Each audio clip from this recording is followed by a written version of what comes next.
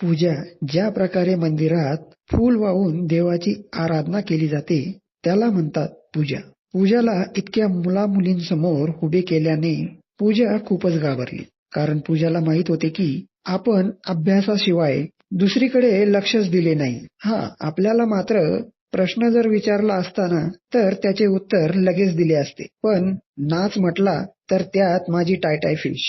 त्यावेळी सर्व मुलं मुली पूजाला चिडवू लागले. अरे बहन जी, नाचना नहीं आता तो जीन्स में क्यों आई, इससे अच्छा तो पंजाबी पहन लेती.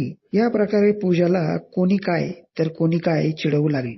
त्यावेळेस प्रेम तिथेच असतो. पूजा अभ्यासात हुशार राहते हे प्रेमला चांगलेच ठाऊक होते. त्यामुळे त्याने त्या मुलाला फ्लोअरवर खेचले व म्हणाला, तुला डान्स येतो ना.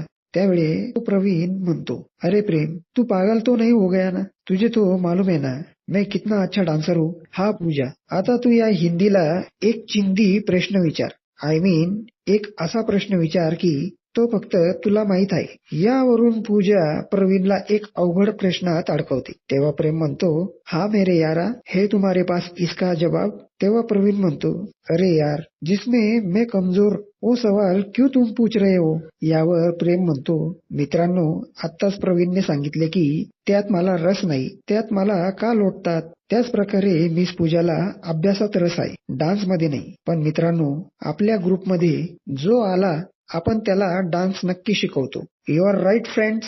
त्यामुळे सर्व येस म्हणतात. त्या रात्री स्वातीला प्रेमचा खूप राग आला. ती यामिनीला म्हणते, अरे यार, हा हिरो कुठून मध्ये टपकला.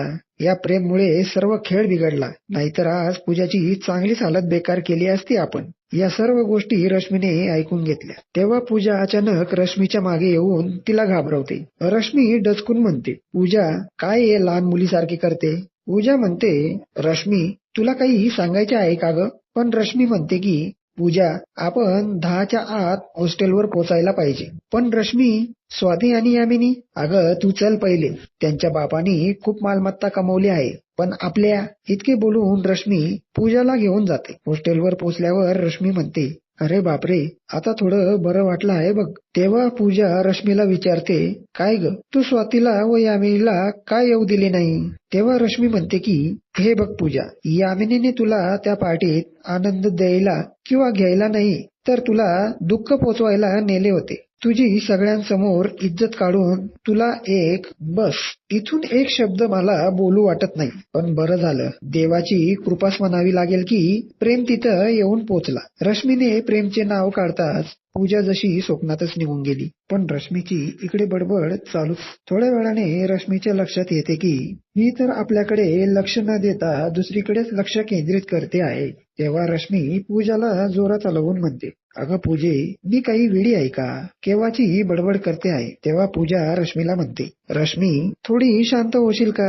हे बघ रश्मी, स्वाती व यामिनीने जे काही केले ते आपण नंतर पाहू. आता मला एक सांग, प्रेम कसा मुलगा आहे ग. तेव्हा रश्मी म्हणते, प्रेम तर सगळ्यांना प्रेम देत राहतो. मोठ्या घरचा मुलगा आहे, पैसा लागो तितका. मात्र त्याचं प्रेम काही अजूनपर्यंत जमलं नाही. का ग. पूजा म्हणते, काय माहित कोणाला. त्याला मुलगी फक्त टिंबला पाहिजे की खरी जीवनसाथी पाहिजे हेच मला कळत नाही. पण तू कशाला प्रेमची इतकी माहिती काढते. काही नाही ग, सहज आपलं एक विचारलं तुला. तो श्रीमंत आहे, पण श्रीमंतीचा घमंड दिसत नाही. आनंद देतो, पण त्याच्या मनात आनंद वाटत नाही. रश्मी ऐकता ऐकता बोर होते व म्हणते, अगं आता तुझी रोमॅन्टिक कहाणी बंद कर आणि झोप. त्या दोघी म्हशी येतच असतील आता. त्यामुळे पूजा व रश्मी निवांत झोपी जातात. पहाटेच्या 5च्या अलारामची घोषणा झाली. आवाजामुळे चौघ मैत्रिणी डोळे चोळीत उठल्या. पण आता 5च वाजले आहे म्हणून स्वाती परत झोपून घेते. रश्मी, पूजा, यामिनी अंघोळी व स्वतःची कापडं धुवून तयार होत असतात. त्यात स्वाती आळस देत उठते.